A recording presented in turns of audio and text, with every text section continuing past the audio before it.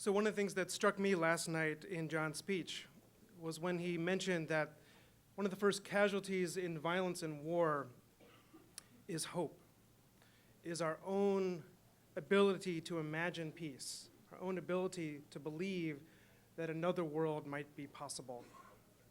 So last night, as we began with lament and acknowledging the challenges that we face, this morning we move to education, we move to hope, we move to imagining what might be possible, imagining the intersection of justice and peace that they might embrace. So to lead us in these reflections, we've got two amazing speakers, and I will introduce the first. As you see in your programs, we're pleased to welcome Dr. Maryann Cusimano Love, Professor of International Relations in the Politics Department of Catholic University. Maryann Cusimano Love is a tenured Associate Professor of International Relations in the Politics Department at the Catholic University of America. She's on the core group for the Department of State's Working Group on Religion and Foreign Policy. She's also a fellow at the Commission on International Religious Freedom. She serves on the U.S. Catholic Bishops' International Justice and Peace Committee, the advisory board of the Catholic Peace Building Network, and is on the board and communications committee of Jesuit Refugee Services. She has a PhD from Johns Hopkins University, degrees from the University of Texas and St. Joseph's University. She has spoken on religious peace building at the Vatican and at the United Nations. Maryann lives on the Chesapeake Bay outside of Washington, D.C. with her husband Richard and three young children, Maria, Ricky, and Ava, who inspired her New York Times best-selling children's books, You Are My I Love You, You're My Miracle, You're My Wish, You're My Wonders, and Sleep, Baby, Sleep. Does anyone else want to be Dr. Love? So we'd like to welcome you to the podium. Thanks so much for being with us.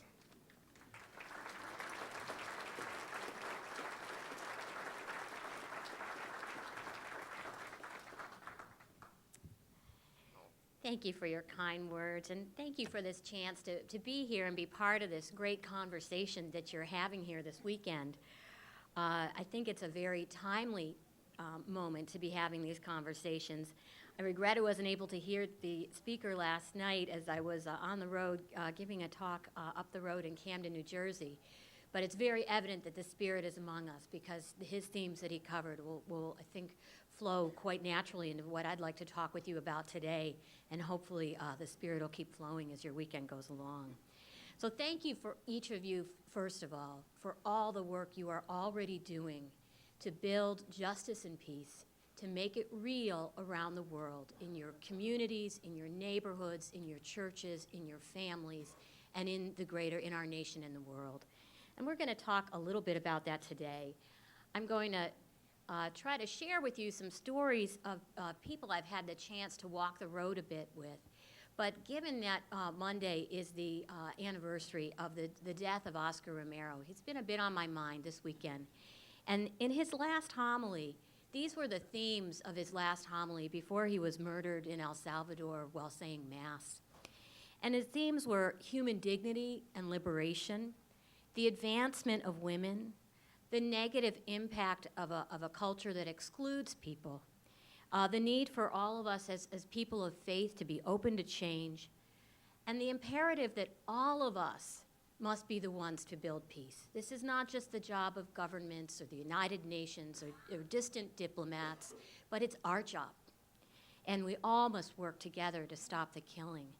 And in thinking about Romero's message in his last homily, it really tracks quite nicely with what I've been asked to talk with you about here today. So I'm going to be talking with you a bit about some of the work I've done, both in my research, but also in the practice. I've been able to be a bit of a pracademic, to walk at this intersection between theory and practice.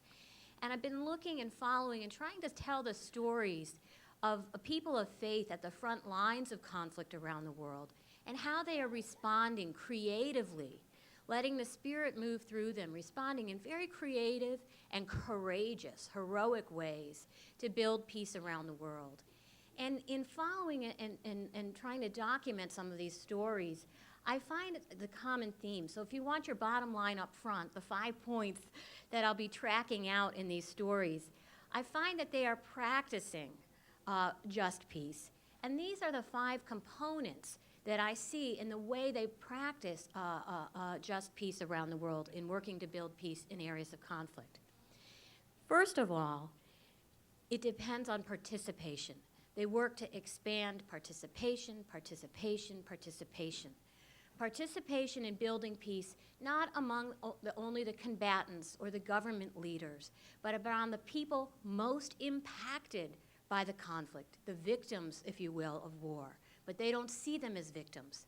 They see them as agents, as leaders, as sources of the future order to be built on, as the people to be building peace. So a much wider view of participation, a much deeper view of reconciliation than what government actors think of as reconciliation. And I'll give you some examples of what that means and how they're practicing reconciliation.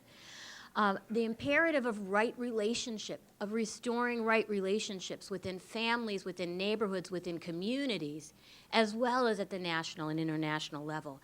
Building peace based on building relationships first, right relationships. Restoration, not just restoring the roads and the bridges that were bombed out and burned out in a violent conflict, but restoring the people first, the human infrastructure. And only on restoring souls, restoring spirits, restoring the human person first can you build a peace that will last. The roads and bridges will come. The human person has to be restored in a very fundamental way first. And finally, with a very long-term timeline, a very long-term view towards time. Because people of faith live in these communities. They're there to stay. And they are there to build a peace that will last. They're not like a government actor chasing the latest thing that goes boom, the latest headline, the latest conflict. They're working with very long-term time horizons, and in that way, they can be much more effective. Now, I hope I'll be able to correctly, yes, it's always great when the technology works. We are an Easter people. So I have to lead here first with our very good news. And this very good news, you may be surprised if you read the newspapers and you watch the media, because this message is not coming through. But this is absolutely empirically true. Peace is breaking out around the world. By any benchmark, by any means or measurement you choose to look at it, by any study, peace is breaking out around the world. Major armed conflict, and we eggheads in academia define this as more than 1,000 battle dead in a year. Major armed conflicts, civil wars, are down by more than half in the last 2 decades. But that's actually less impressive than the last bullet there, the last point on this list. There have been no major power wars since the Second World War, when my grandfather fought. Major armed conflict and wars among great powers used to be extremely common. Wars among great powers in the 1600s, 1700s, 1800s, 1900s, throughout the 20th century, very common. We have not had one since the Second World War. That's huge. We've seen this decline in civil war and major armed conflict by more than half in the last 20 years. That's huge. And that means, because we're not seeing these wars among countries, and we're seeing this huge decline in civil war, that we're seeing a huge decline in the number of people killed in war. Because when you have major industrialized armies of countries coming head to head, you can do a lot of damage. You can do a lot of death with these industrialized killing machines. And so when that's not happening, when those aren't the groups facing off, the death rates are going to go much lower. So the death rates, as terrible as they are in Iraq and Afghanistan, look nothing like they did, thank God, in World War II. So these are real advances in building peace, and advances in building peace that are in no small part due to the work of people like you, of faith-based peace builders at work in communities around the world. So it's really good news that we have to always keep as our benchmark and as our context when we look at building peace around the world. Now, the challenges, conflict, of course, still remains. Those long-term trend lines don't help you if you're in Syria. They don't help you if you're in Afghanistan or in Iraq, places where war is still very present and very hot. So conflict still remains. And even in countries that have been able to emerge and build peace and have a peace agreement from conflict, getting the peace agreement is only stage one. Making that peace agreement stick and be real and be durable is a very long-term process. So I hope that the next time you have a presentation like this at one of your gatherings, that there'll be able to be more countries added to that list where wars have stopped. Right now, a peace agreement was signed last month in the Philippines. They're taking that forward to see whether that'll stick with their Congress to get support from the population. The Philippines, where conflict has been ongoing in the southern part of the Philippines for 40 years. In Colombia right now, again, where conflict has been ongoing for over 40 years, they are at the peace table. The people in the country are hopeful that they may finally be able to break out of these long-term cycles of conflict. In the Congo, where I'll be talking about some the activities of some peace builders in a moment, they had a peace accord right before the new year, the end of December. Now we'll see whether these stick, whether splinter groups break off and continue the violence, whether the groups who've pledged to lay down their arms do lay down their arms. But there's times of great hope, and it's great hope to try to continue this work of building peace, of building a much more sustainable peace. In the stories I'll be telling you about people working to build peace around the world, I think we're very often less appreciative or less aware of who is actively laying down their lives on the front lines to build that peace, to make it sustainable and durable. And it's people of faith, and those people of faith are often primarily women. So I'll be talking to you a bit about their contributions to building peace. If we can make it go forward, we'll see. There we go. So I'm going to give you 2,000 years of teaching on the ethics of war and peace in about 2 minutes. So I apologize in advance to all the theologians, so I'm not going to go into a lot of depth. But our ways of looking at these issues of war and peace obviously start first from the Ten Commandments, thou shalt not kill, which is, pretty unambiguous of where that's coming from. And, of course, the example of Jesus in responding to violence with nonviolence.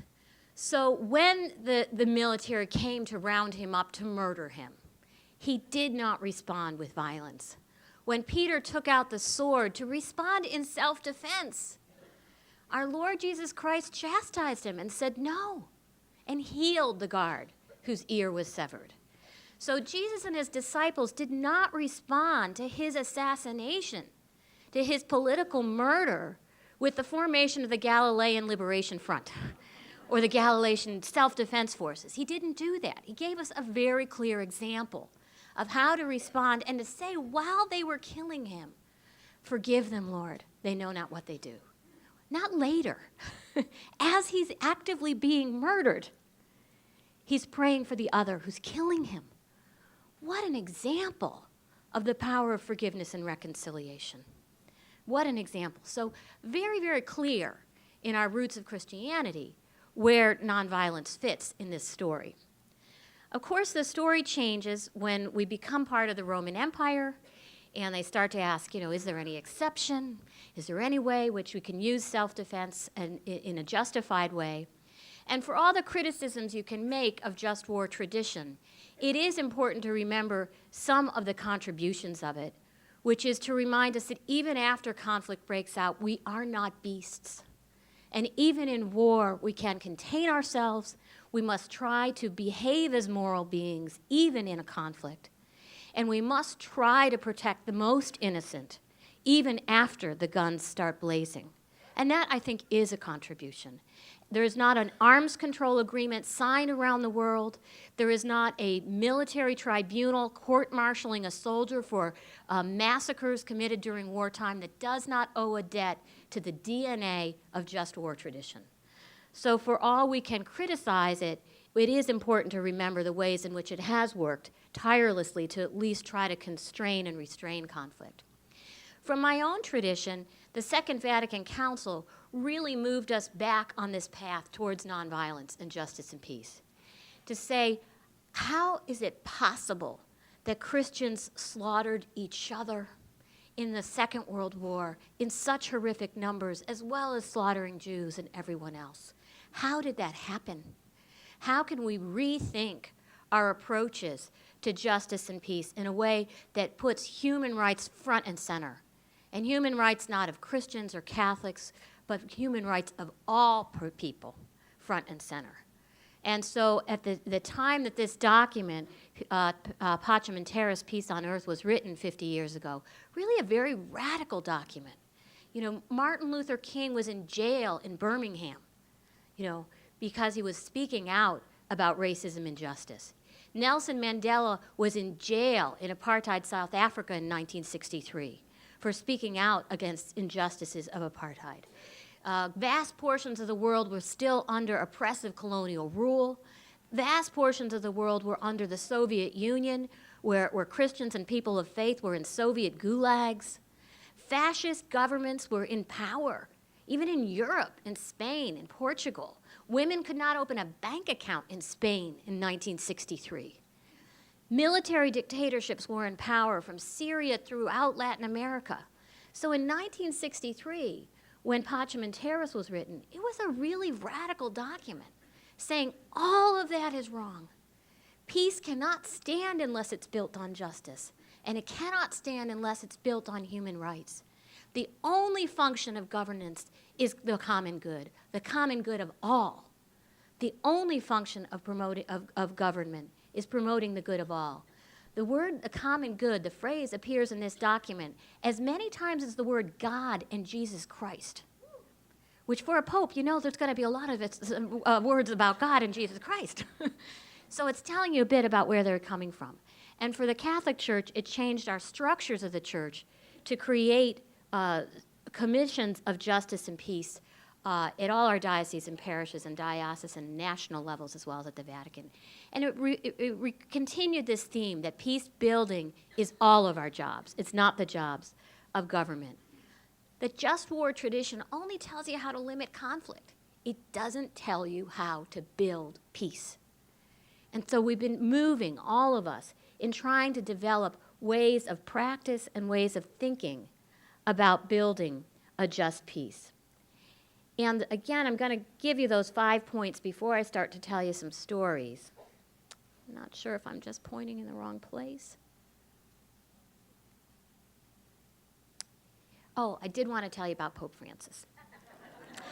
So his latest exhortation got a lot of press, and very appropriately so, for all the discussion he had, very practical discussion about how to not be sourpusses as we're trying to spread the good news. How to spread the good news with joy and with love and with hope, and really practical advice for ministry and practical advice for clergy and chastising each other to walk the walk. So it's a really rich document. And the exhortation got a lot of press and publicity for all of those reasons. But lost in the publicity that was given to this document, the exhortation that was published last fall, was that this is Francis's peace plan. And if those of you, many of you did not actually read the document or didn't maybe make it through the end of 280-some sections, it's the second to last chapter. And the second to last chapter is his peace plan. And he gives like 40 sections to how to build peace. And it's very practical. And basically, to give it to you in one slide, what he has to say, Francis's peace plan. And I think this is just the first, some of the first iterations. You know, the man chose the name Francis after Francis of Assisi. So I think he's got more to tell us about peace. But to put it in a nutshell, it's dialogue, dialogue, dialogue. This is the way to build peace. Respectful dialogue with the other, within our communities, within our churches, within our neighborhoods, across religious lines, ecumenically, across national lines, among different tribes, different nationalities, different cultures, across country lines, dialogue, dialogue, dialogue. It is all of our job to build peace, not just the job of remote governments and United Nations. And peace building is people building. We have to build up the human person first and look at each human person with respect and with dignity. And only in building up people can we build up peace, only in building up those relationships in those communities. So again, I think Francis's movement is very much in this direction of just peace. Now, I don't want to in any way make it appear as if Catholics have the only word or last word on this. This is only telling you a bit about what's happening in my tradition. But of course, many, many faith traditions are working on building just peace. They're writing about it, they're working on it, they're practicing it. So obviously the traditional peace churches, the Baptists, the United Church of Christ, and we'll hear more on that over the course of this weekend. But I think we're all moving in a direction together, which is very exciting because it tells us the Spirit is afoot here. And so these 5 criteria are what I find people practicing around the world in building peace. And let me tell you some stories now of people I've been very honored to work with and meet along the way and tell you a bit about how they're working to build just peace and to put into practice these criteria of reconciliation, restoration, participation, sustainability. Now, this is Weber Flomo, and I understand looking at your program, you're going to be having an opportunity to see and talk more about Pray the Devil Back to Hell. And the women who worked to end the war in Liberia, received the Nobel Peace Prize. This wonderful film was made about them by Priscilla Disney, who, being a Disney, was able to get a lot of people attending to this wonderful film. But I had the wonderful opportunity to interview the number 2 from the Lutheran side of the house, who was part of that interfaith coming together of women in Liberia. And I just want to give you a little of the backstory of Weber Flomo as a peace builder before you look at Pray the Devil Back to Hell and consider how she brought her peace-building skills to her country level in the Civil War. Weber began as a peace builder at age 7. In her village, she was living with her mother, had to live in, as many people do around the world, remotely to have access to school. And she was able to have access to a school. And the man next door was violently beating his wife. Every night, the people in the village would hear the cries of this woman crying out in pain, crying out, help me, won't someone help me? And no one would respond. And at 7 years of age, Viba walked out and picked up a stick and entered the hut of her neighbor, where all the adults would not enter and would not intervene to help this woman being beaten by her husband. And Weber takes the stick and taps the man on the shoulder. Taps him, this little 7-year-old, and says, stop, mister. Stop, mister. Stop, mister. Stop. He turns around in surprise. Who is doing this? And sees a 7-year-old girl standing there, who then in fear runs away and runs back to her bedroom and hides. 10 minutes later, her mother comes calling, Viba, come out, and she's so afraid. She's afraid she's going to be beaten, afraid what's going to happen to her. She has stood up to a man in the village. She has told him what he was doing was wrong. She's very afraid, but her mother says, come out, Viba, it's okay. And she goes into the kitchen, and the man is kneeling there in the kitchen, kneeling before 7-year-old Viba, and says, you have shamed me. I was wrong. I will not beat my wife again. I will not beat any woman again. After the man leaves, Viba says to her mother, Mom, that's not good enough. There are other women in the village who are being beaten, and you have to help. We have to stop it, Mama. And her mother starts to organize the women using theater, using drama, using persuasion to try to bring the men in the village around to a principle of nonviolence, of stopping the beatings in the home. And eventually they're successful in convincing the village elder to put out an edict in the village that this will not stand, that beating women in the home, beating women is not okay. That's how Viva began at age 7 as a peace builder. Now, it doesn't end there. She goes to school, and she's one of the very lucky girls who gets to go on to school because her mother believes so strongly in the power of education. And she goes to high school, and she finds out that many of the male teachers in high school believe that the girls should earn their grades by sex. And the only way they will be passed or advanced is to have sex with their male teachers. And Viva says, well, this is wrong. She starts to publicize it, to write about it in the school newspaper, and to stand up against rape of girls in her high school by teachers. That's how she began as a peace builder.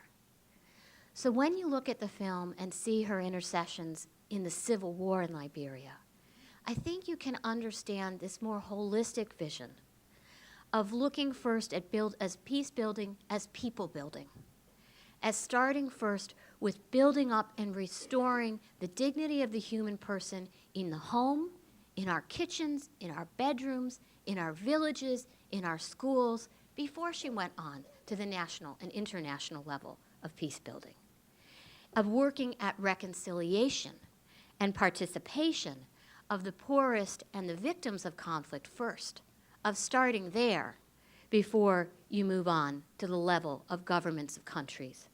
I think it's a very powerful example of the power even a 7-year-old can have to build peace. Now, the woman here in this slide is Sister Marie Bernard Alima. And we'll be hearing a lot in the next month about the 20th anniversary. We're coming on the 20th anniversary of the horrific genocide in Rwanda.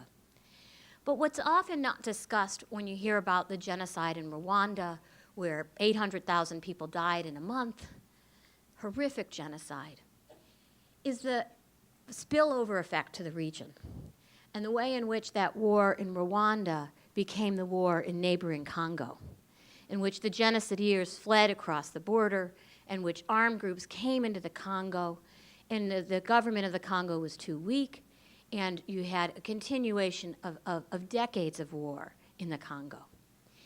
And one of the horrific ways this war in the Congo has been waged has been literally over the bodies of women and girls. Rape is often used as a weapon of war, as a tool of war in many conflicts around the world, in the Balkans, in Bosnia, and other places.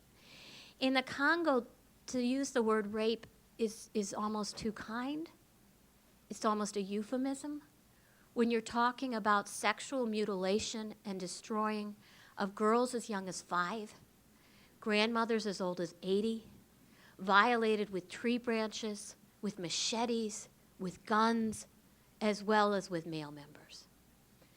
And the violence in the Congo is being done to control the rich minerals of the Congo, which rather than these minerals serving as a blessing and source of prosperity or peace for the people of Congo, it's what these warlords and these different combatant groups are fighting over, the riches of the Congo.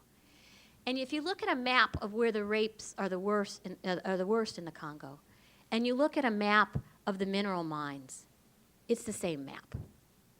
It's the same map. So the country is being torn apart by these cycles of violence. Again, there's some hope. There's been movements to get peace accords with the different combatant groups, to get the outside governments to agree that they're going to stop arming and supporting the different militia groups, so keep them in their prayers. How Sister Marie Bernard Alima, who is the head of the Justice and Peace Commission for the Congolese Bishops' Conference in the Democratic Republic of Congo, how are she and these faith-based peace builders working at the front lines of conflict responding to the violence there, and particularly the horrific violence against women and girls?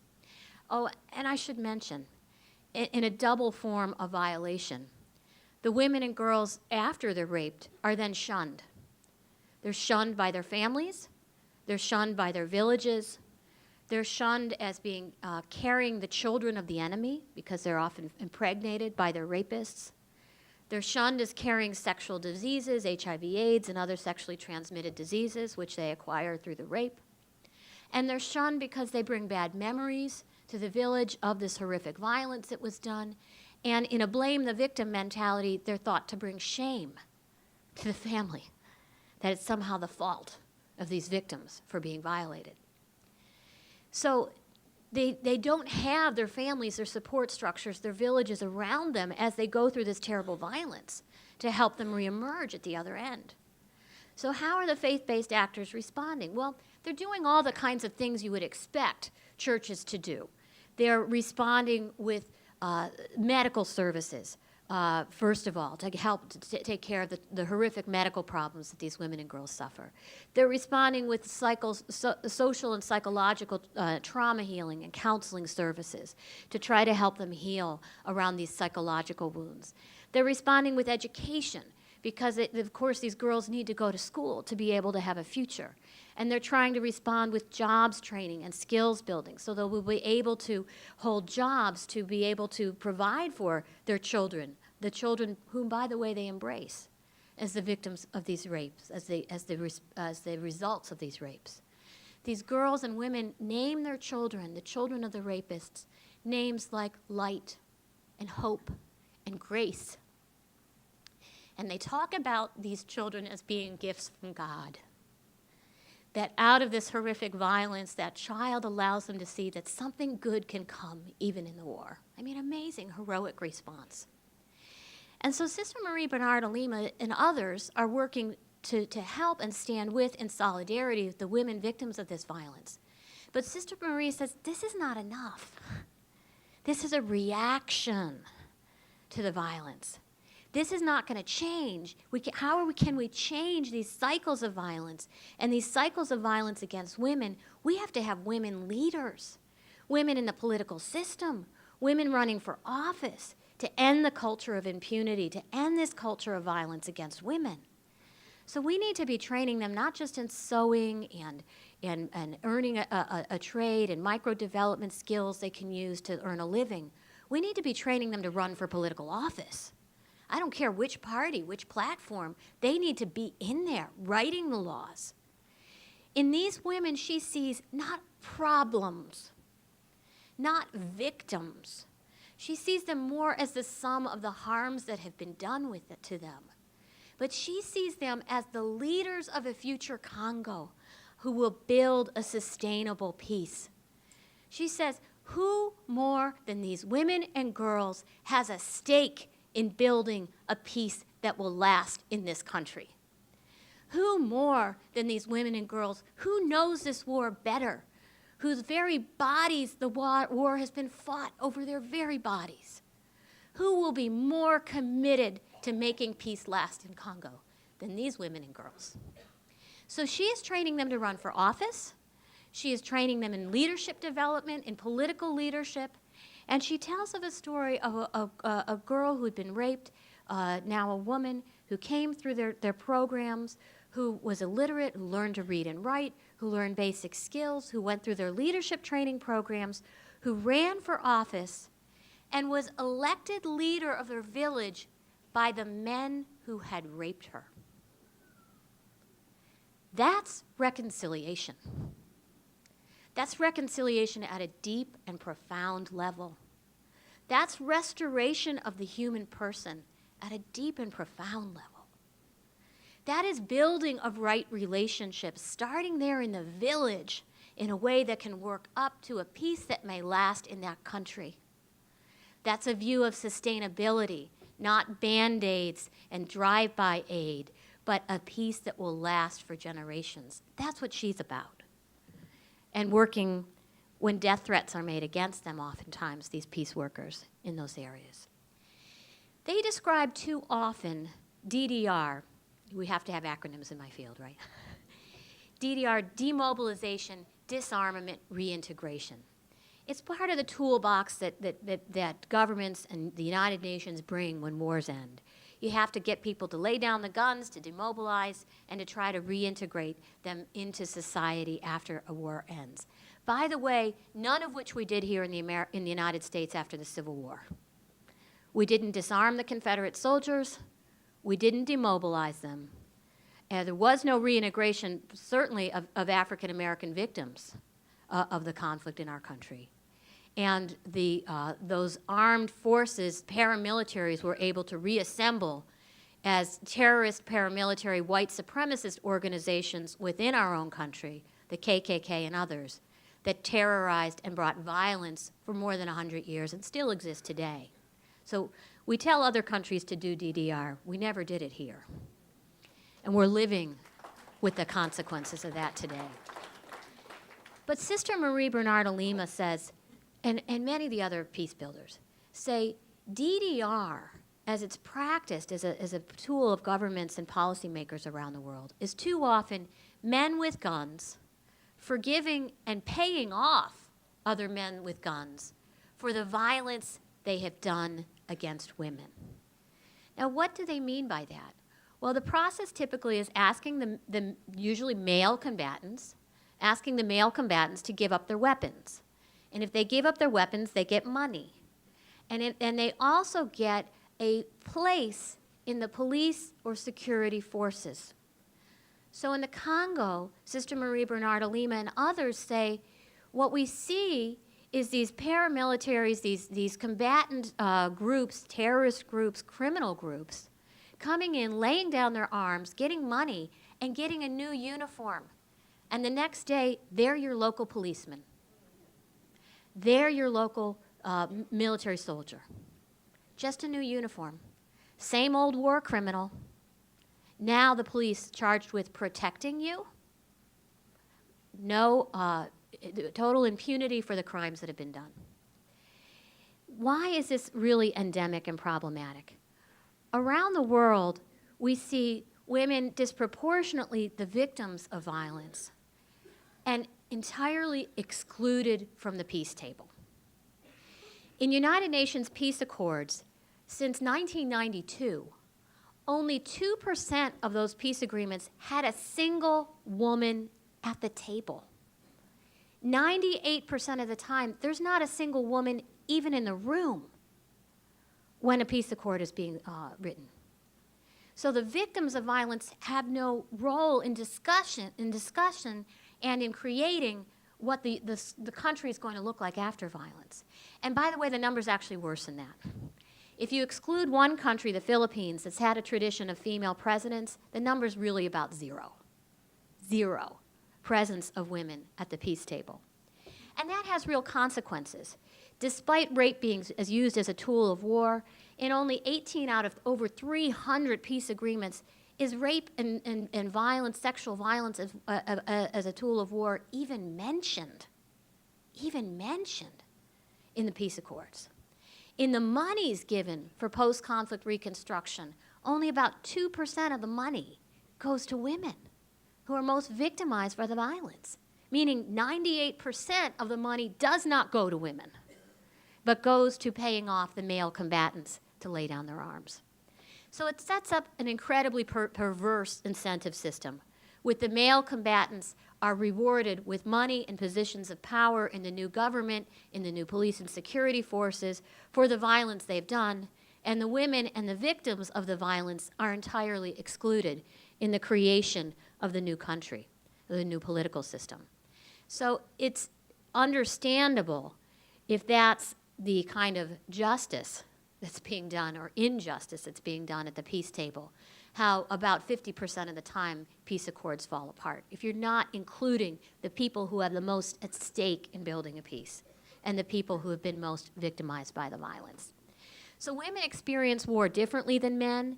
They're disproportionately victims of violence, of rape as a tool of war, of human trafficking that thrives in war zones.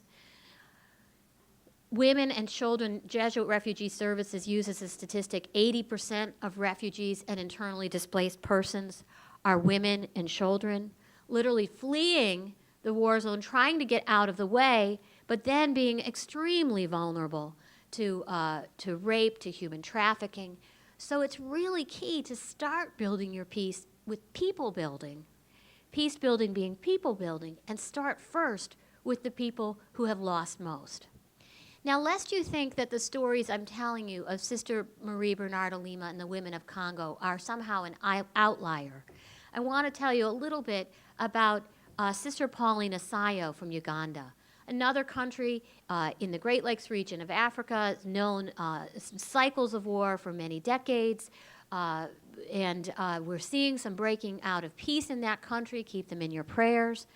Just got off a conference call on Friday, was yesterday, right? Friday, talking about the work they're doing on a countrywide reconciliation plan. So there's real advancements, real hope in Uganda.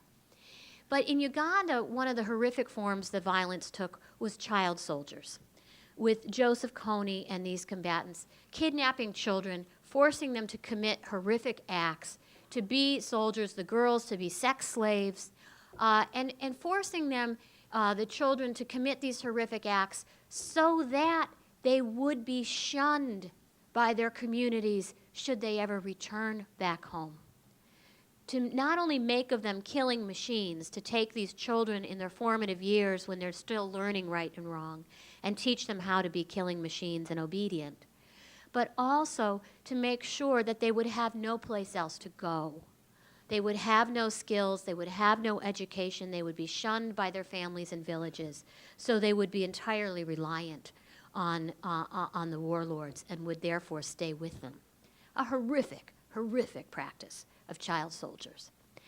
Now, when these child soldiers are now returning, the conflict is winding down, what do you do with them? How do you try to reintegrate them back in society when the villages, et cetera, look at them as perpetrators of horrific violence? So Sister Pauline and other peace builders, again, are doing all the typical things you would expect.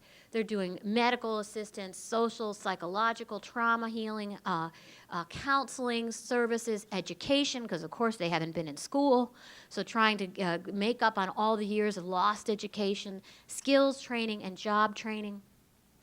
But Sister Pauline knows this war intimately. As a child walking down the road from her mother's house, she and her brother were walking down the road to check in on her grandmother. They were worried that there were reports of armed men, armed combatants in the area, and they wanted to see that Grandma was okay. So they were walking down the road, and these armed men emerge, these soldiers emerge, and start shooting at the two children, at the boy and the girl, Sister Pauline and her brother, walking down the road. So Sister Pauline and her brother jump into the high grasses and play dead. They lay very, very still and try not to even breathe, try not to move the tall grasses as the soldiers are shooting these guns right over their heads, and the bullets are whizzing inches from them. After a while, the soldiers say, "Oh, let's stop. Let's save our bullets. They must be dead already." And they move on. And Sister Pauline says, that was God's protection for me that day. God had a plan for me. And she gave her life at that moment to working towards other children, to help other children caught in the crosshairs of war. Her own brothers and sisters were abducted as child soldiers. Many of her own brothers and sisters she has never seen again. So she went on to become a sister, to get educated, to become now head of Catholic Relief Services peace-building programs in Uganda.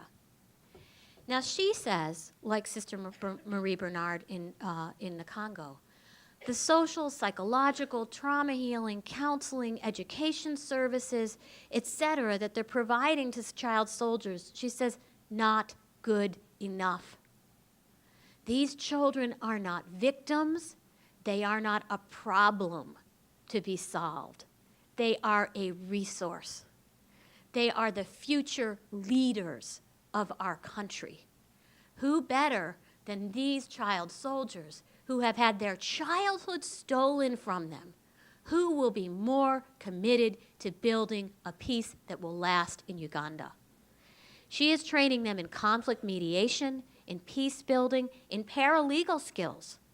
She is training them to be village leaders, to run for political office, and to solve disputes and conflicts that arise in the villages over land rights, over returning refugees, all these conflicts. She is training them to be peace builders and leaders of peace in Uganda. That's a very different view of reconciliation, a much more profound view of restoration, participation, sustainability, right relationship, of just peace than just stopping the guns to have a sort of kind of peace. That's what they're working on building. So these stories, and I'll give you one last one. Sister Azizet is working with victims of human trafficking, so women and girls particularly, but people who've been fleeing the wars in Africa, trying to get out of the ways of conflict in Africa, in Somalia, in Sudan, are fleeing and then are captured by trafficking gangs. And in the case of the trafficking victims that Sister Azizet works with, it's just a pure kidnapping for money gig. The traffickers are just trying to extort ransom from these poor families where they've captured people fleeing out of war zones. And they hold them in torture camps and rape and torture these kidnapped people fleeing from war zones until the families can try to cough up some money. And Sister Azizet works with these families, works with the victims, works for restoration, helps the women who have been raped and how are impregnated, helps them to welcome their children into the world. And she says that actually is a very restorative moment where it helps the women reconcile themselves with what's happened to them, to at least see something good occur out of it. And it helps reconcile them with their families. But she says she's had many death threats against her by the traffickers, by the governments who are complicit in with these trafficking gangs getting kickbacks, and they've threatened to kill her and the people she works with many times. And she says, what can they do to me? Kill me? Don't they know I gave my life to Christ decades ago? What can they do to me? I'm a Christian. We don't fear death. What a resource that person is. What a long-term view that person has. What a different view towards restoration that person has. And by the way, when I asked her, this was about a week ago, what can we do to help you in the work you're doing? She said, oh, we'll be okay. She said, work with the person suffering near you. Work with the woman suffering in your community, in your neighborhood. Work with the near, not the far. You don't have to go to Africa to build peace. Build peace where you are. That's what you can do to work and stand in solidarity with me. Very, very heroic work. I'm just going to tell you a bit about the 3 I's that I think religious actors bring to the task of building a just peace. We bring our institutions, our bricks and mortar, our schools, our hospitals, our charitable organizations, and to the extent that governments know at all what to do with us, they don't really get us religious actors. They don't really know how to integrate with us, how to work with us. It's something I've been working on. They're not wired for dealing with non-state actors. Despite the fact that religious actors are not a non-state actor, we're a pre-state actors. We existed millennium before the modern sovereign state system. They still don't quite know what to do with us. They're not wired for dealing with us. But to the extent that government actors get us at all, they get that we have the goodie bag. They get that we have these bricks and mortar institutions that can be useful in relief, development, emergency assistance in responding to the victims of wars and disasters. So they get the first I. But I don't think they get, or sometimes I don't know if we even ourselves appreciate the importance of the second 2 I's that we bring to the task of building justice and peace. Our ideas and our imagination. Those are powerful, powerful, powerful things we bring to building peace. So yes, those stories that I brought you had institutional actors behind them. You know, religious orders, churches, justice and peace commissions. Yes, they had the first I.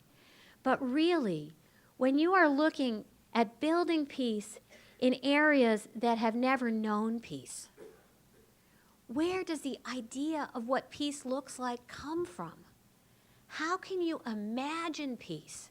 How can you build it if you've never known it? In Colombia, where war has been ongoing for 40 years. In Sudan, where it's been ongoing for 40 years. In the Philippines, where war has been ongoing for 40 years. You know, I talk to people from the Congo, and they say, there's been no peace in my country in my lifetime. I don't know what it looks like. Where do you get that imagination to build peace? The religious imagination, I think, is imperative here. It provides us a way to reframe this, to reframe the ideas of what right relationship looks like, what community can look like. It gives us very rich, practical ways to think about building a world that includes the enemy, a world in which there's no such thing as a throwaway person, a world in which a person is not a problem, a person is an asset waiting to be unleashed. That's a very different way of reframing these issues of violence. And that type of disarmament of the mind and spirit first is so important. And those are the perspectives that the religious actors can bring. The good news I can tell you on these exclusionary practices where women and people of faith have been excluded from the peace table is that governments understand it's a problem. So that's good. And there have been a number of resolutions made at the United Nations Security Council, 1325 and others, saying we have to do a better job of including women at the peace table, including women in police and military and security forces, addressing issues of gender violence. We get it. We know we've been bad at it. We have to do a better job. And there have been a whole series of UN Security Council resolutions passed. The problem is they're not implemented, and they're more than a decade old. The other avenue of hope is that the law has changed within the United States. And there's a law on the books, the 1998 International Religious Freedom Law, actually. And in that law, besides saying we need to promote religious freedom around the world, one of the things that's in that law is that the U.S. government is required to teach its people who do foreign policy about religious actors and about religion in world affairs. And they are required to engage with religious actors around the world. Now, it's a very practical reason. If you're going to report on religious freedom around the world, you ought to talk to religious people. So you have to do this to do what Congress has mandated. But so these are two avenues for greater engagement with people of faith at the front lines for building peace. And that's hopeful. That's hopeful. And I'm just going to click ahead to the end, if I can here, so that we have time for Q&A. But the one, sorry, I'm actually trying to go backwards. The one thing that is helpful is we are seeing an expansion of engagement with religious actors and engagement with women. And there's an attention to how to better understand and speak religion. And what I'm encouraging the State Department and others to do is when they reach out to religious actors, to remember that religious actors are primarily women, that women are more religious than men by any study, by any benchmark that's been done in the last 80 years, by any way that you measure religiosity, whether you measure belief in God, belief in a supreme being, personal faith practices, raising your children in a faith tradition, whether you measure belief in the transcendent. And I apologize, there's just not a way to click to the end here easily. No matter how you measure it, women are more religious than men by any metric, any study. So the eggheads like me in academia, the discussion is this nature or nurture? There's no discussion about whether women are more religious than men. In every religious tradition, in every culture, in every timeline, the studies all say the same thing. So what does this mean? It means if the law says you have to engage religious actors, or if the UN says you have to engage women, that means you have to engage women of faith. And by not engaging women of faith, you're leaving off the table the people at the front lines who are working heroically to build peace. So it's not a PC thing, wouldn't it be better for the optics if we had more women at the table? It's about who's actually doing the work around the world, and how do you engage the people who have the best insights and are doing some of the most creative things in partnership, of course, with men and other people of faith, but trying to at least get recognition that these groups and these people are out there and trying to increase the attention to what they're doing. So in those three I's, let's not forget our ideas and our imagination as being incredibly powerful. Let's start in our peace building with persons, with building people, with building relationships, with building sustainable peace, and look at first, what are the impacts on the people who are most impoverished, who are most marginalized, who are most victims of violence, which will usually be women and youth. And are we engaging them and investing with them as we build peace in our earth, in our marketplace, in our communities, as well as among nations? So I know that we'll be hearing from our next speaker more about the policy asks that you will be bringing forward on the Hill.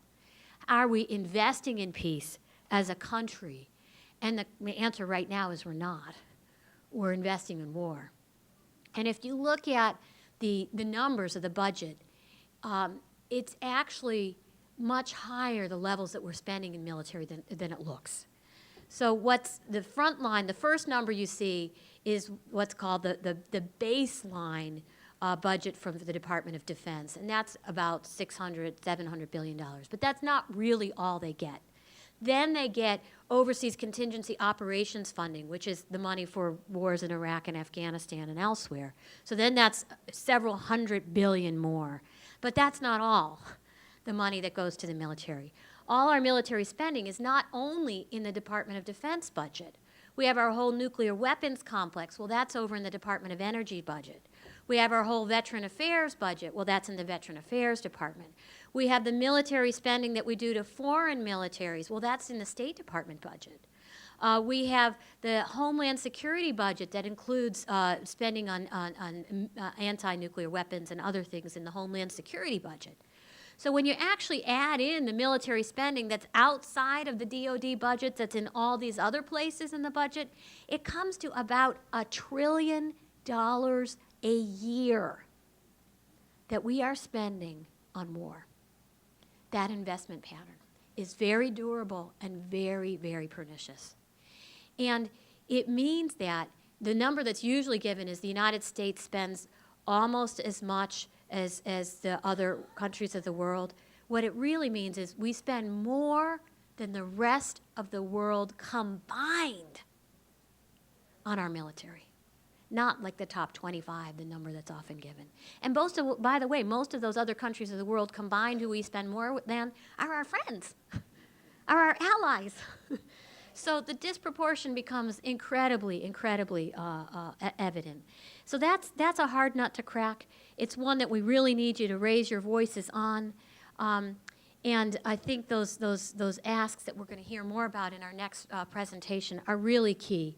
How can you try to create a different culture in our policy, in our budget spending, in our laws? How can we raise our issues, raise our voices on these issues? Because I can tell you the gun manufacturers, and I can tell you the manufacturers of drones and nuclear weapons and these big defense systems, they're out there in force with very well-paid lobbyists that are covering this town. And our lawmakers are hearing constantly from them. So we need to be hearing from people like us who are presenting a different voice and who are raising the voice of the voiceless around the world. And just one last bullet point there, because I'd be, in this raising of hope and being a people of hope, I'd be amiss if I didn't tell you that a lot of progress has been made in Congo. A lot of progress has been made in conflict minerals transparency by the work of people like you. It's now law that companies at least have to report where their minerals are coming from, to try to clean up these supply chains, to try to help you be able to buy a cell phone or computer that doesn't contain blood minerals that came from the Congo. And if you go to this website, Raise Hope for Congo, and look up, they track in a red light, yellow light, green light, which companies are doing better in cleaning up their supply chains and which ones aren't. If a year ago or 2 years ago you'd looked at this website, all the companies listed would have been red, and a few yellow, and no green. If you look at that website today, the law that people like you helped put in place is working. Just reporting, just transparency. And now there are many companies that are green, that are including best practices to clean up their supply chains. And so now you actually can buy electronic products that don't hurt our brothers and sisters in areas of war. So applause to you for a job well done. And applause to all of us and to the peacemakers going forward to continue to build a world of greater justice and peace. Okay, thank you.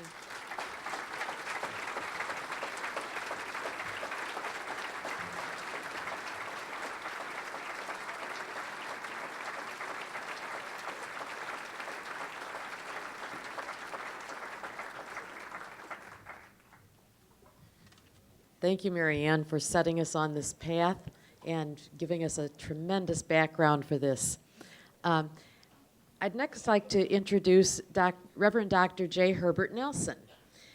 He is the director of the Presbyterian Church USA Office on Public Witness here in D.C. He's a third-generation Presbyterian minister. He's married to a minister, and they have an 18-year-old daughter. He was the founder and pastor of Liberation Community Presbyterian Church in Memphis, Tennessee, before coming here, and before that he had served in a number of other places. While he was there, he was also associate director of the Benjamin Hooks Institute for Social Change at the University of Memphis. He has a doctor of ministry from the Louisville Presbyterian Seminary, and previous degrees in political science and urban studies, and divinity from the Interdenominational Theological Center in Atlanta. He's an international speaker.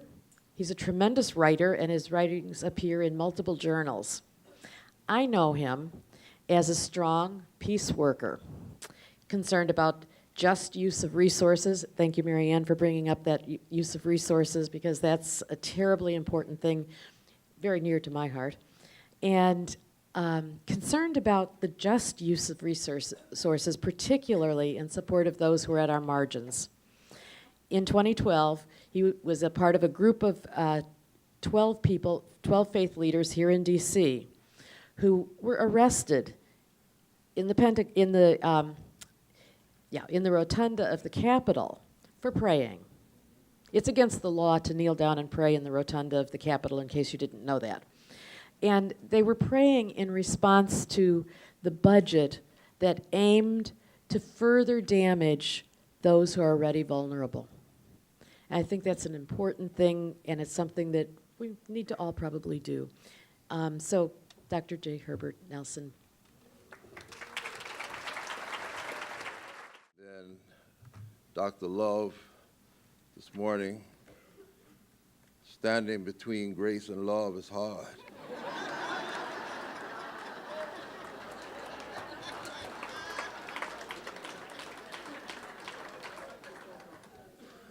But we'll do the best we can.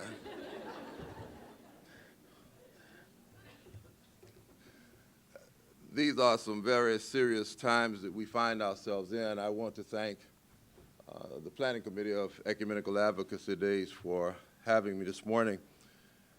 It has been truly a powerful experience to be in this ecumenical and interfaith community over the past 4 years, and to be grounded in a sense of what God really calls us to in relationship to one another and in the transformation of the world. Today we are experiencing a very violent world, and it's disheartening to hear the developments across the globe related to violence.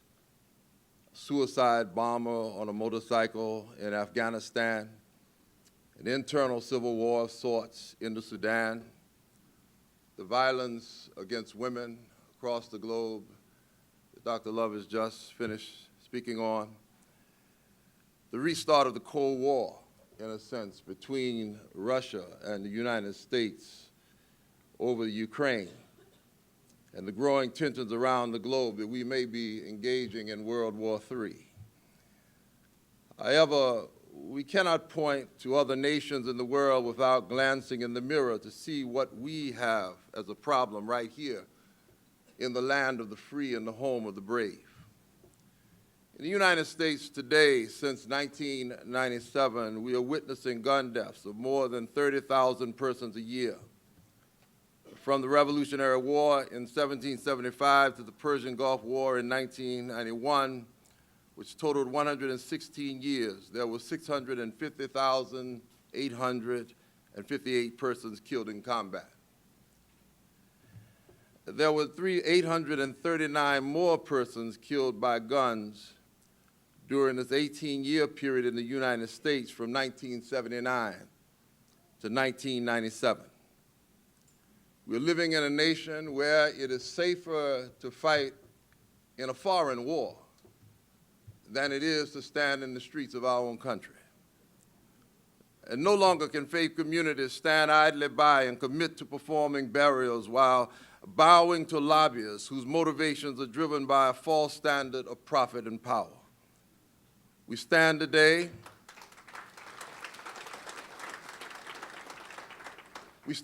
on the premise that faith does have an answer, and that faith does have something to say about life and death.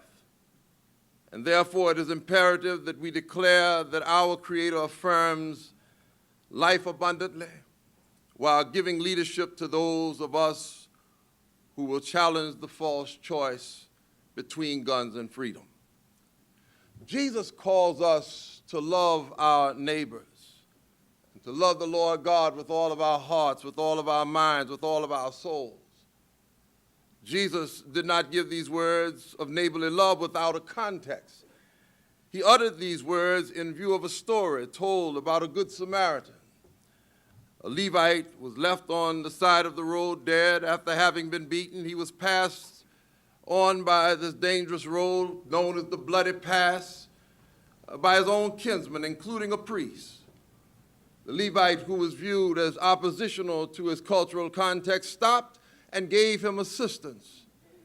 The Levite's capacity to cross boundaries, and boundaries of fear, boundaries of unjust judgments, boundaries of perceptions, boundaries of possible retaliation, and his own self-understanding of what might happen to him, and the purity laws that frightened his own kinsmen who feared coming into contact with this beaten sojourner's blood, did not deter the Spirit from providing assistance for that day and the days ahead. And Jesus uses this parable as a model to delineate for his followers the proper engagement in representing the kingdom of God, the basileus of God, the reign of God. He even asked a question of the lawyer whose curiosity framed the context for the delivery of this parable. And that question was, which of these three do you think was a neighbor to the man who fell into the hands of the robbers?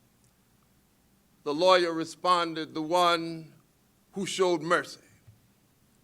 And Jesus said, go and do likewise.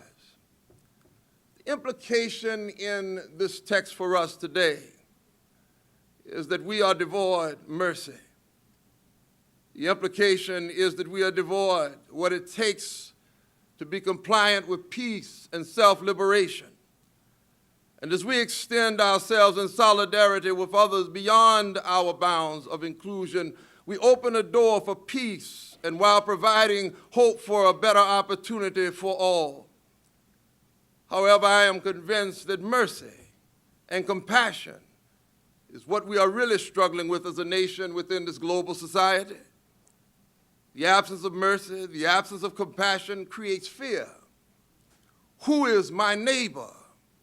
This is the relevant question when living in systems of fear caused by domination of one's class, group, and or exalted powers over others. Translated into our common vernacular, who is our neighbor, really means who can I trust? When boundaries are drawn that oppress one group while another engages in relentless oppression, it is difficult to find love generated on either side. We see this in economic realities in both international and domestic and economic terms and special confinement. We see it today with the domination in places like Israel and Palestine which is represented in economic terms and special confinement through settlements that are not built to provide freedom, but instead are built to restrict freedom. We see it in the consequences of what is almost endemic across this world when we begin to see warring nations against the other, land grabbing. We begin to see people struggling on the fringes of life to hold on just a little while longer. Somehow or another, we have this enamored spirit about bombs and taking other people's stuff. And there is something about that in a nation that diminishes its spirit. And while we see this lack of freedom of movement in places like Palestine and Israel, enjoyment of the broader benefits of one's homeland or independence, the consequence is animosity and fear and anger and entrenchment and distrust and non-love on both sides. Solutions become hard to find. The outpouring of frustration is revealed in war and bombings and blaming one another. The financial and military backing by our own nation, the United States, then escalates the tension and violates the promises of God for peace. Palestinian people are then left with no other choices other than to succumb to the power and domination or to fight back, fire with fire. And let us not forget that our country, yes, the United States of America, initially stood in collusion with the military of South Africa during apartheid, and now in a similar form of separation with Israel. And I love this country. I don't have any intentions of living anywhere else, but there is something about what God calls us to be and to do in this time that ought to create in those who are faithful a spirit of relentless fight and a battle to make this country what it has the potential to be when we are at our best. And that is a daily grind, a daily struggle. It is the recognition about the truth about ourselves and how it impacts each and every one of us in this room, but also those whom we come in contact with, and even those who we do not know. But I want to suggest today, the question that deserves an inquiry is, how do we tell the oppressed any longer to wait on the Lord in this type of segregation and oppression across the globe?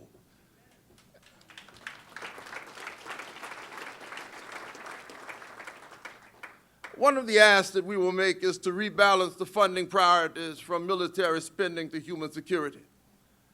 And I'm grateful for Dr. Love for bringing in all of the other strands of money that is spent throughout our federal budget. The number we've given you is 57% of the federal discretionary budget. And all of the spending that is newly appropriated each year through Congress's annual appropriations process. That means that every other priority, including the discretionary part of the budget which our country has, including education and veterans benefits and housing and community needs, discretionary health programs, international affairs and diplomacy, energy and environment, science, transportation, food security, and many others, must vie for the remaining tiny pieces of the 43% of the budget. And this does not reflect our real needs and our values. When children are miseducated, uneducated, underserved in this country, and when our children are being sent to war abroad because there are no jobs at home, when poor children are sent to school and must share books or cannot bring their books home to study because there are not enough, when children go to bed hungry at night and eat Roma meals and dinner every night in our country, and we pay to drop bombs and play Star Wars with other countries while declaring that we live in the home of the free and the land of the brave. There's something wrong with that equation, my friends.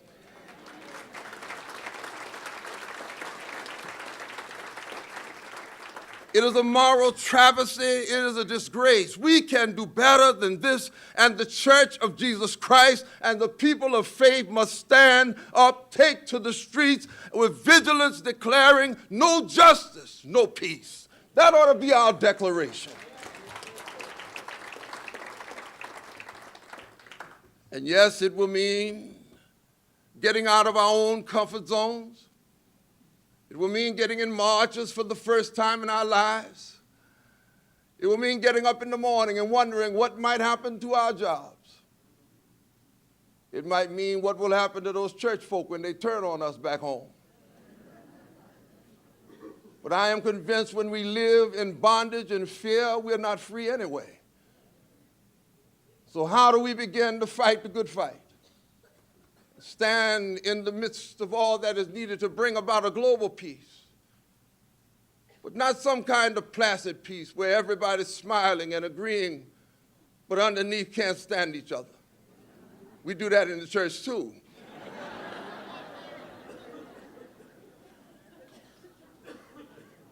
But I'm talking about a peace of heart and spirit that is grounded in a love for neighbor, a love for self, a love for God, in which we understand the communal connection between the three. And this is why this is so poignant this morning, because Jesus made it very clear, you really can't love God unless you learn how to love yourself. But you can't really love yourself unless you learn how to give love away and love your neighbor. And in this telling of this particular passage, he changes the whole context of what the word neighbor means. It is not our relative or our friend or our next door neighbor. It is crossing boundaries to give hope to people we do not know, to people who historically we have become unhooked from, to people who others may be angry with, who we know. There is something about a spirit in us that emanates a power that overcomes the anger, the frustration, the influences of others, to declare that there is a peace that surpasses all understanding. And that really is a challenge today. In North Carolina, I watched individuals gather on Morrow Mondays, 80,000 people in the streets last month when I was there in front of the Capitol in North Carolina.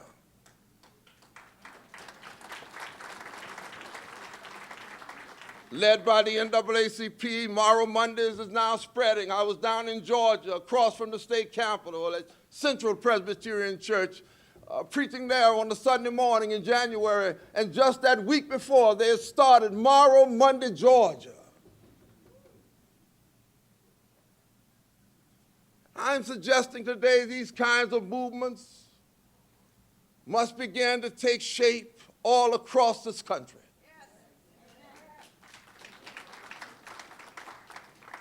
We are in a time right now where this government is pushing back on the ability of individuals to go to the polls to vote. And in so doing, they're leaving us almost helpless in this political situation. We are living in a nation where the political action campaign funds and coffers are overflowing, and where the PAC money, with this limitless money that is coming into these campaigns around Citizens United, is controlling the United States government. And in the midst of all of that, we the people now are fighting on the states to almost pay poll taxes again in order to go and vote. And there is something inherently wrong with restricting the freedoms of the people in a country that says it values the people, that begins by explaining we the people.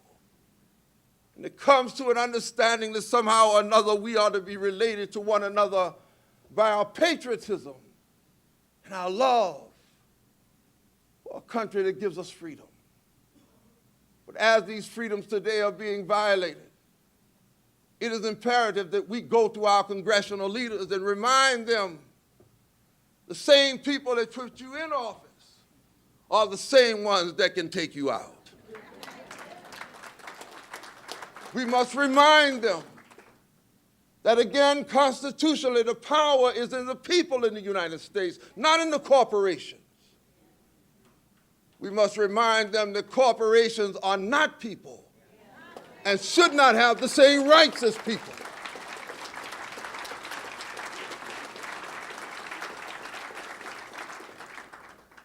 My wife and I founded a church in Memphis, Tennessee. We were going to evangelize the poor of Memphis, Tennessee, and we did. And I'm so glad that when we went there, we didn't know what we were doing. Thank the Lord we did not know where we were going either. The ministry was called into being to evangelize the poor to the Presbyterian Church USA. I know what you're thinking. That sounds like an oxymoron, doesn't it?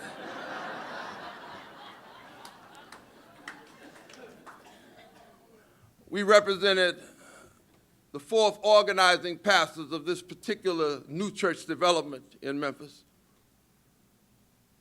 I witnessed firsthand for 11 years, and we worked in partnership for 11 years, the connection between violence and poverty.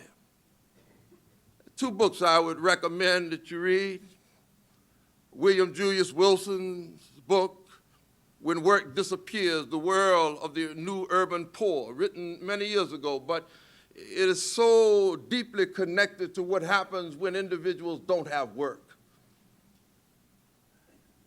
And also the other one would be Jim Atwood's book, America and Its Guns. It is a powerful book and probably the best theological work I've seen on this issue of violence and of guns in the United States. They write about the realities of what it means when work is no longer there. Julius Wilson describes that we find individuals moving about trying to make a dollar. If they can get 50 cents more across town, they'll move. They don't realize that at times what is really going on, they're losing in the move, the 50 cents that they're going to gain. But what really begins is losing a sense of reality and a handle on life, and desperation is constantly a part of their lives. He traces this back to the inner city in Chicago during the 1970s when jobs were moved to the suburbs and the transportation system was redlined, meaning that public transportation did not go to the suburbs where the jobs were moved. And so those individuals, largely African American at the time, were locked in the inner city with no ability to get gainful employment in the suburbs. The inner city began to dry up. And in the midst of all of this, they did not have the finances to migrate to the expensive suburban life. The inner city became depressed, and so did African American families. Traces the connection there, same one we found in Memphis. The inner city was still depressed. And as a matter of faith, we occupied a storefront down from Prostitution Row for a while. And then we moved to town, in the city, next to the second poorest zip code, where the Lamplighter Hotel was across the street. You could get a room for 2 hours if you wanted. I'm just letting you know in case you show up in Memphis and you're in a type. And next door, the convenience store would sell the setup kit.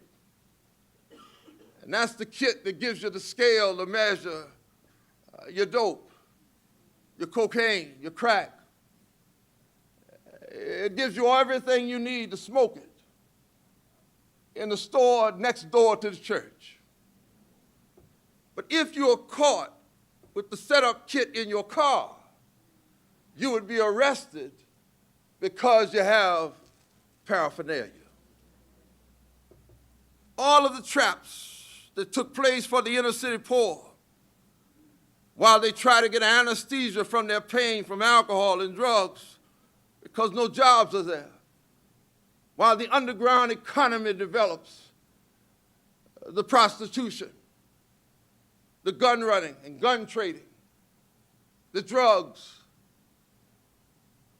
the hustling, the stealing, the breaking and entering, all of which requires guns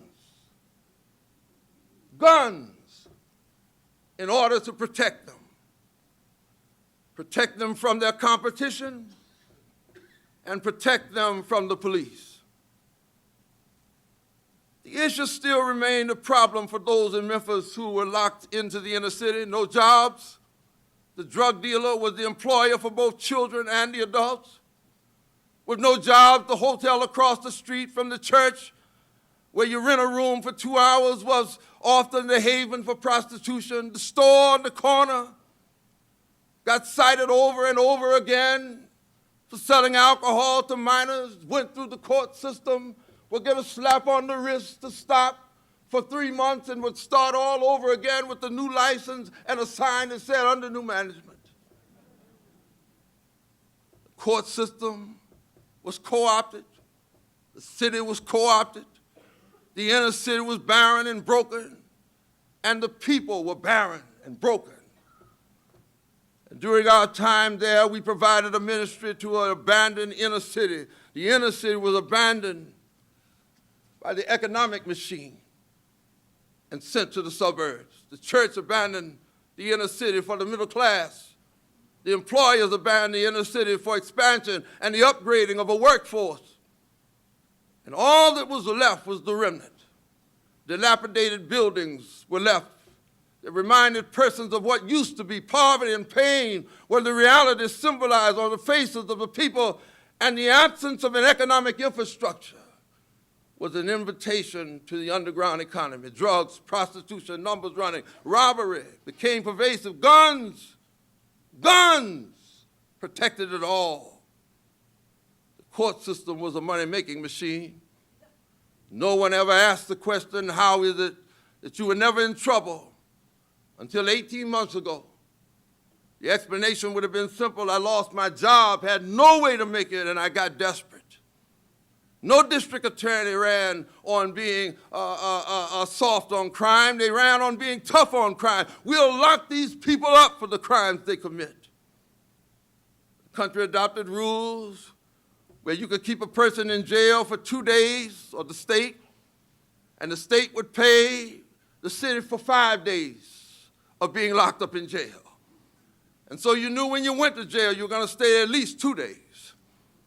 A call could be made from the penal farm, which exists in the same county, and the person making the call's family would be charged $14. And a long-distance call, a call that I could make from my cell phone or my home phone, and it was a local call. Profiteering. If we can't make money on you while you're out of jail, we'll figure out a way to make money on you while we're in jail. Sentences have got longer, and not only that, this whole issue of mass incarceration, privatized prisons, became the place to lock up the poor in the inner city on minor crimes sometimes for years in order to fill beds so that corporate stockholders could make some money. This is where we are today. This is where we are in this country today. And it too is violence upon the lives of people. And rather than those in the inner city profiting for a job, the state profited from incarceration. Rather than those in the inner city having opportunity, it's taken from them, where the rich get richer, the poor get poorer, in this reverse Robin Hood equation. And so these guns we see today, it profits a gun manufacturer to be able to have straw purchases of guns. Purchasing a gun for someone who cannot purchase it for themselves. Because we know that with a gun, that person who may have just left prison, that person who may have a record that they cannot purchase a gun, that they will take that same gun and engage in criminal behavior with it. So they would love to have unrestricted laws and love it now, to be able to have someone who has the ability to purchase one with an ID, to give it to someone who can't, so that by the end of this cycle, they can end up in a privatized prison where the stockholders will make more money. It's a dangerous cycle we're in today that is wasting people's lives and leaving people on the streets, hopeless, with no ability to transform themselves and no mechanisms in the society to give them more life and possibilities. And so when we say reduce the acquisition and use of guns for the purposes that cause harm, get ready when they look at you in the room and they say, well, our constituents won't allow us to do this because our polling has shown. Tell them to start the poll today. I'm here, that's one.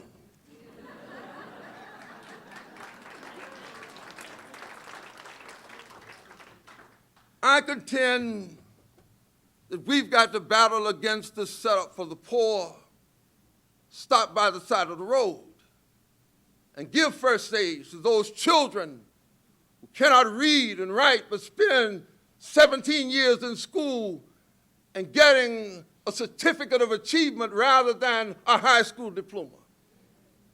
We've got to stand for those women who have no other way to make any money, who are devalued in every phase of society and on the street, who one day used to be those children that couldn't graduate, can't find a job. We have to open a door for them that they may feed their children. And for those men who have lost hope, and they drink now, and they do dope as anesthesia for their pain, but they need a lifeline of hope in the midst of their despair, it is incumbent upon us to turn the light on and to speak truth and love to power on Monday. And in the days ahead, to declare that we want a new country. We want new possibilities. And if you can't do it, let us get somebody who will. The power is in our hands if we use it and if we take advantage of this moment. And so as an addendum, the context has been laid. But as an addendum, we need to ban all assault weapons.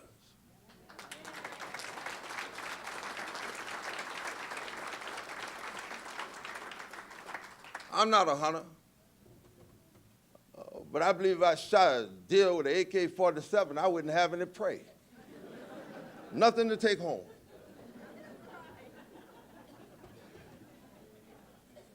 What do we need assault weapons for? They're war weapons designed to kill a lot of people. What do we need them in our homes for?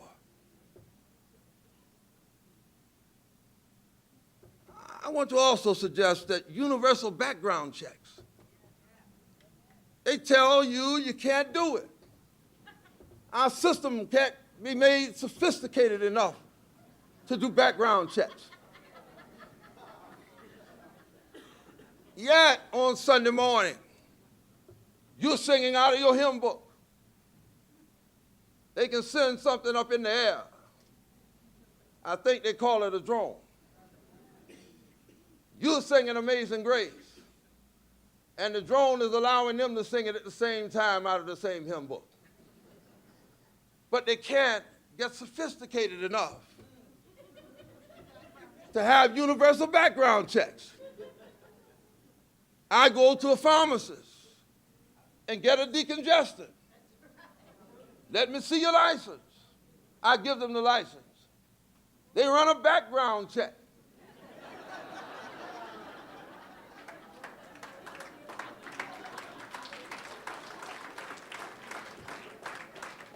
I know because I've been denied.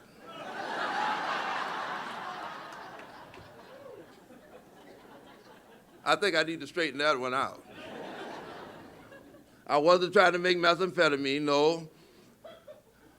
But I left my decongestant home and was on the road and tried to get some more in another city, another state.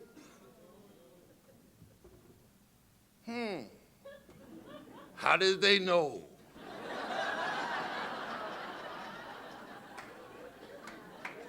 The background check.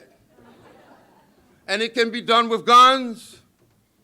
It can be done with guns. Gun trafficking should be a federal crime.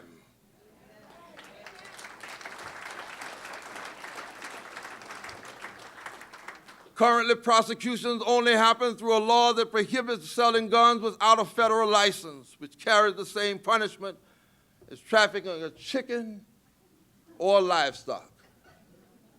We must empower law enforcement to investigate and prosecute straw purchasers, gun traffickers, and the entire criminal networks.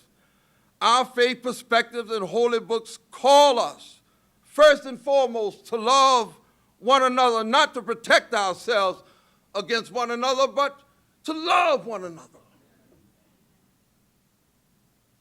My friends, this is a critical time. And it only takes standing over an open grave, an open casket, during the funeral of someone who was foolishly killed to gun violence.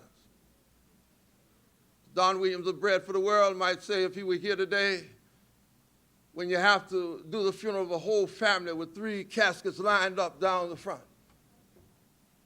because of gun violence in a domestic situation, it is a heartening feeling about what it means to be called to this work of faith.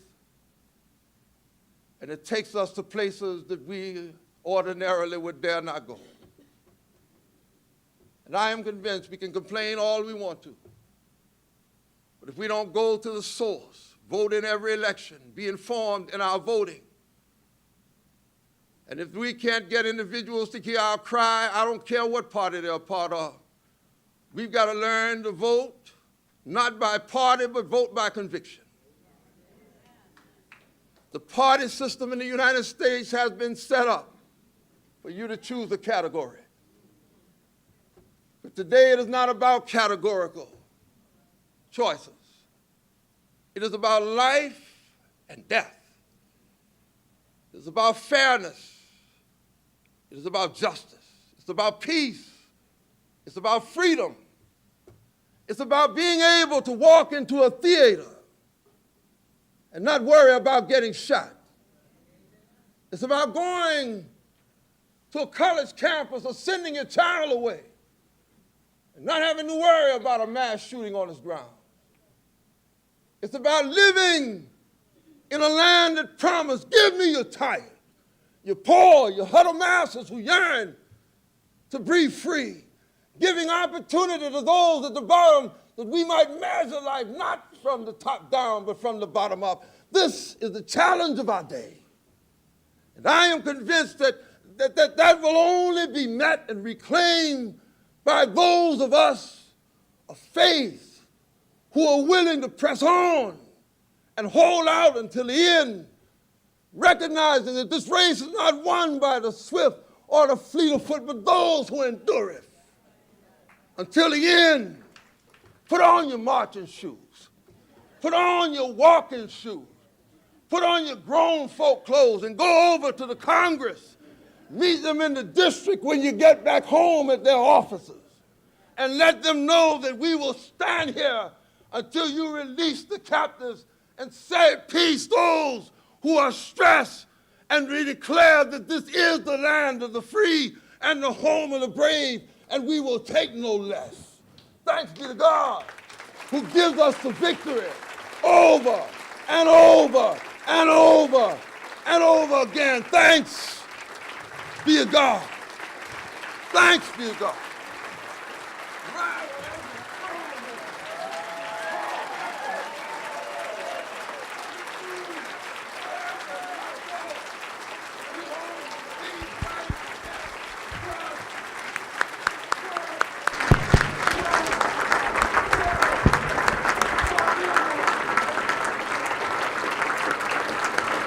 Amen, brother. We have time for a couple of questions for our speakers, and there are going to be two people wandering around with microphones, one on that side, one on that side, hopefully moving quickly. So formulate your questions. I'll see what I can do and get a couple of questions and get them answered. So I think Maryann and Jay Herbert, if you can get close to the mic here.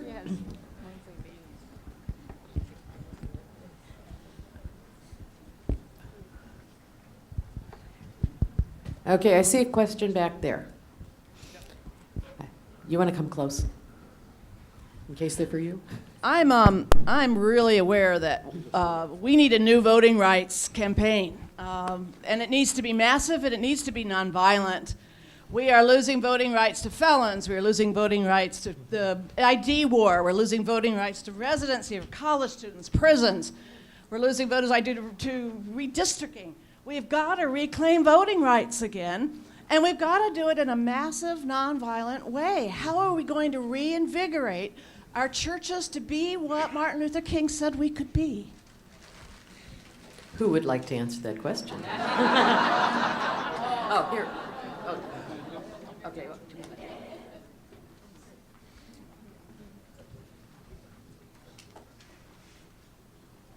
The challenge today in the church is very much the same challenge we face in government. Who leads the church? That's what we say, the people. But the reality is we allow self-imposed rules to be placed on our houses of worship. There's a television comedian, no, I won't say that. There's a television news show host that made the comment that any church that preaches social justice work, you ought to leave that church. And there were people who actually left because of that. We're struggling even in our own denomination over what it means to do justice and be just, even though we were founded on just principles and founded by one who established the church based on our need to engage justice. We have to in this day recognize that power does not emanate from the top down. Congress is elected because of you, your vote, or they are elected because of your failure to vote.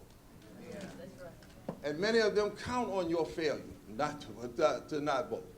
And I'm suggesting in this day and age that we have to flip that paradigm. Pastors stay in churches because of you.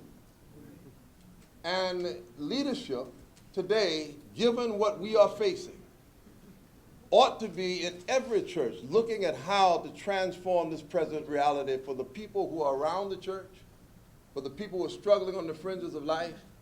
And we should not be running from the problem to the suburban areas of our cities and towns. We ought to be running to the problem to begin to give hope. And that can only be done by leadership. So what power do you have right now in your own hands to transform the present reality? That's what we have to measure. What is the collective power we have inside of our church houses, inside of our districts, to turn this paradigm upside down? We lose these wars because we act weak, because we think we're weak. And we think that all of that granite you're going to see on Monday up there on the hill has some power. That granite can leave tomorrow just like everything else. What gives them power is the absence of our participation. We've got to get involved at every level.